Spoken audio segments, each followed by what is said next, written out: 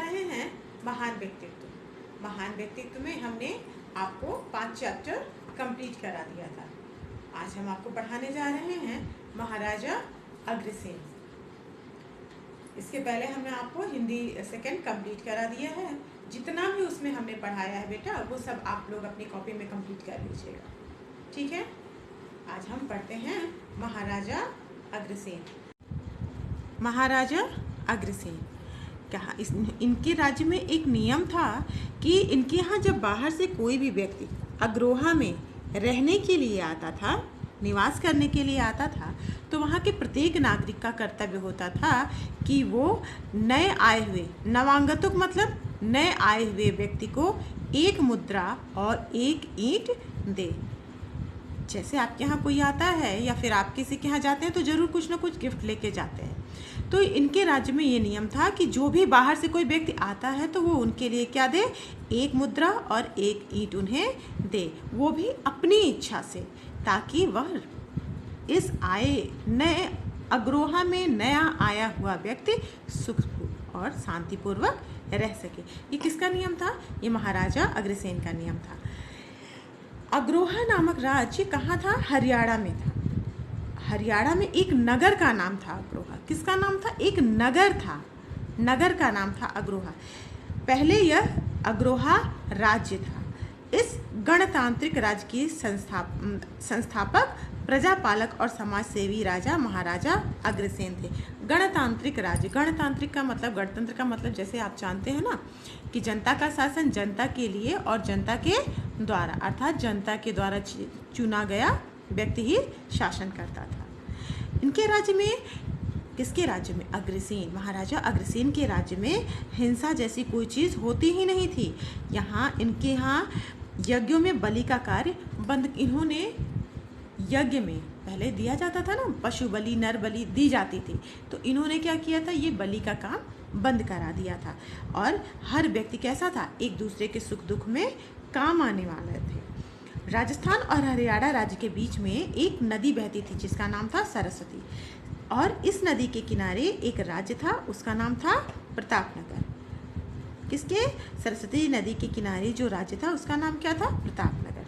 मांकल ऋषि की परंपरा में धनपाल नाम के राजा हुए थे। कौन से ऋषि? मांकल ऋषि की परंपरा में धनपाल नाम के एक राजा थे। धनपाल जी ने ही प्रताप नामक नगर बसाया था। और धनपाल, राजा धनपाल की छठी पीढ़ी, मतलब छठी पीढ़ी का मतलब जैसे आपके पापा के पिताजी, फिर उनके पिताजी, फिर उनके पिताजी, इसी तरह से उनकी छठी पीढ़ी में कौन पैदा हुए थे? महाराजा बल्लभ हुए थे, ठीक है। महाराजा बल्लभ के 2 पुत्र थे। अब आपको ये तो पता चला ना कि बल्लभ किसके पुत्र थे? धनपाल की छठी पीढ़ी में थे। और महाराज बल्लभ के 2 पुत्र थे, कौन कौन से? अग्रसेन और सूरसेन। जब वो लोग बड़े हुए तो अग्रसेन ने क्या देखा? शासन व्यवस्था देखते थे, और जो सूरसेन थे महाराजा बल्लभ के, तो वो कौन सी व्यवस्था देखते थे? वो सैनिकों की व्यवस्था देखते थे, अर्थात सैन्य व्यवस्था देखते थे। दोनों भाइयों में बहुत अटूट प्रेम था, दोनों लोग एक दूसरे से बहुत प्यार करते थे।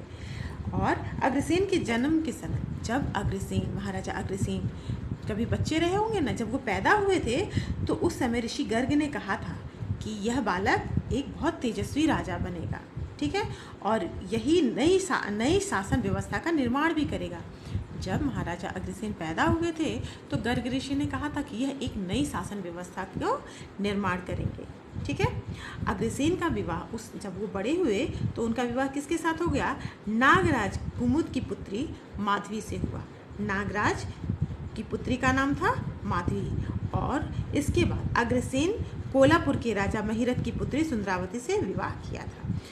महाराजा अग्रसेन का 2 विवाह हुआ था, कुमुद की पुत्री माधवी से और कोल्हापुर के राजा महिरथ की पुत्री सुंदरावती से हुआ था। अग्रसेन की पत्नी माधवी के पिता, अग्रसेन की पत्नी मतलब उनकी पहली पत्नी के पिता सुंदरावती के पिता महिरथ ने संकट की घड़ी आने पर अग्रसेन की मदद का आश्वासन दिया था। उन्होंने कहा था कि जब अग्रसेन जी से कि जब आपको कोई प्रॉब्लम होगी तो हम आपकी मदद करेंगे। और उन्होंने कहा कि यह 2 परिवार ही नहीं हैं, बल्कि क्या है, 2 संस्कृतियां आपस में मिली हैं। अग्रसेन द्वारा दो नागवंशों से संबंध स्थापित कर लेने के कारण, नागवंश जैसे वंशों की अलग अलग परंपरा होती है ना, ऐसे इन्होंने नागवंश में संबंध स्थापित किया था।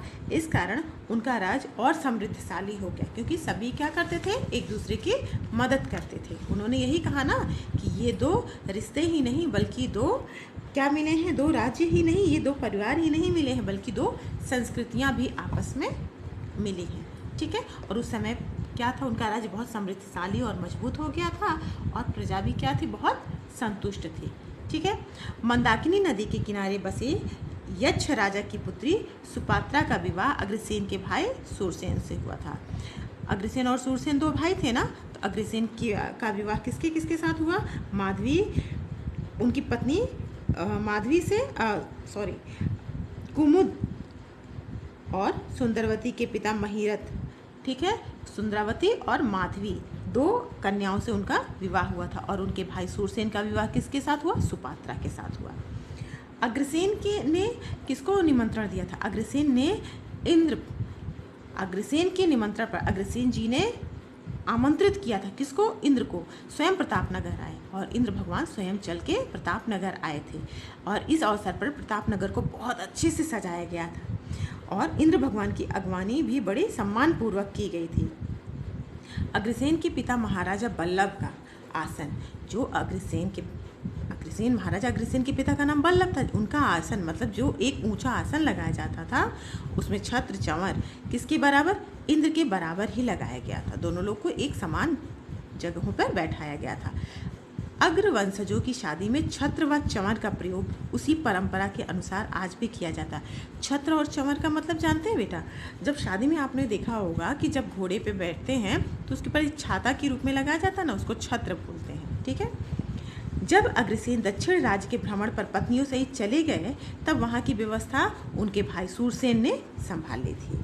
ठीक है, महाराजा बल्लभ की अब मृत्यु हो चुकी थी और पिंडदान देने के लिए अग्रसेन क्या किए, तीर्थों के बाद गया पहुँचे। गया एक ऐसा तीर्थ स्थान है जहाँ माना जाता है कि वहाँ पे पिंड दान किया जाता है। वहाँ से वह लोहागढ़ सीमा से निकलकर कहाँ चले गए, पंजाब चले गए, जिसको पहले हम पंचनद के नाम से भी जानते थे और आज हम उसको पंजाब के नाम से जानते हैं, जहाँ सरस्वती व यमुना नदी के किनारे बसा था। ठीक है, यहाँ एक स्थान पर इन्होंने जब वहाँ पहुँचे, कहाँ पहुँचे, पंजाब पहुँचे। पंचनद जो वर्तमान समय में पंजाब के नाम से जाना जाता है, जब वो पहुँचे तो वहाँ उन्होंने देखा कि एक शेरनी अपने बच्चे के साथ खेल रही है।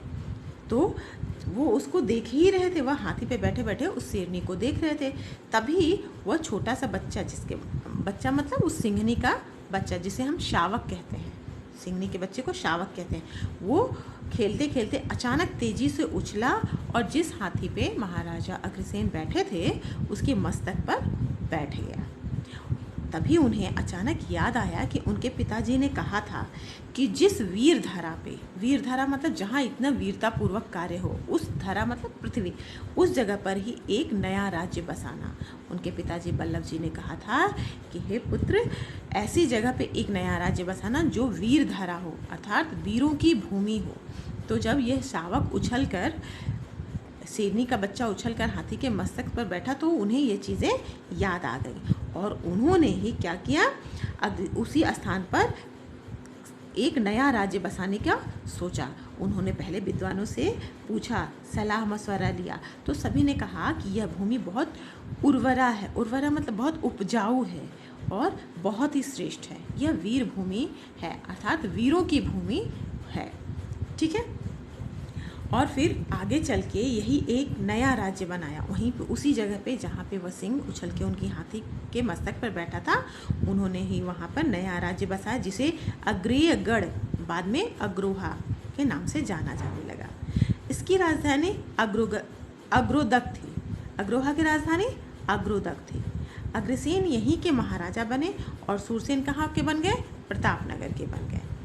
बाद में अग्रसेन ने 18 बस्तियां बसाईं। कितनी बस्तियां बसाईं?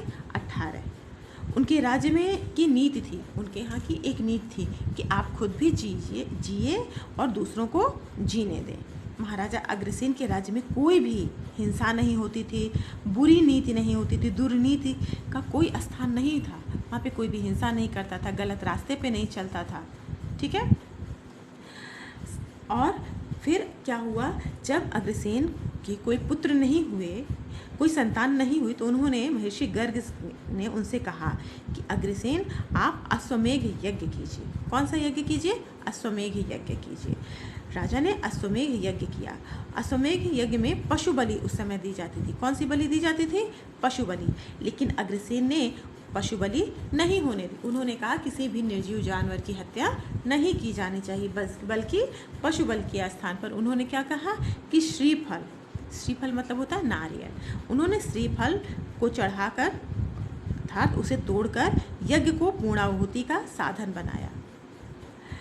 आज भी जब घरों में हवन होता है या कहीं मंदिरों में भी हवन होता है बेटा, तो हम नारियल को ही चढ़ाते हैं, श्रीफल ही उस चढ़ाया जाता है और यज्ञ को पूरा माना जाता है। अपने राज्य में उन्होंने कहीं भी पशु बलि नहीं होने दी। उन्होंने पशु बलि पर प्रतिबंध लगा दिया कि पशु बलि नहीं होगी, बल्कि उसकी जगह क्या चढ़ाया जाएगा? श्रीफल चढ़ाया जाएगा। ठीक है। और उनके राज्य में हर व्यक्ति क्या करेंगे? एक दूसरे की मदद करने वाला होगा। और ऐसा था भी, सभी व्यक्ति एक दूसरे की मदद करते थे। बाहर से जो भी आता था उसे क्या करते थे? एक मुद्रा और एक ईंट देते थे ताकि वह अपना जीवन सुखपूर्वक व्यतीत कर सके। बाद में अग्रसेन ने गणतांत्रिक व्यवस्था के अंतर्गत अन्य जनपदों में जनप्रतिनिधियों की नई व्यवस्था को जन्म दिया। उन्होंने क्या किया? गणतांत्रिक व्यवस्था, गणतांत्रिक मतलब लोगों के द्वारा जो चुना जाए, ऐसी व्यवस्था वहाँ पे कायम कर दी। अश्वमेघ यज्ञ क्या है?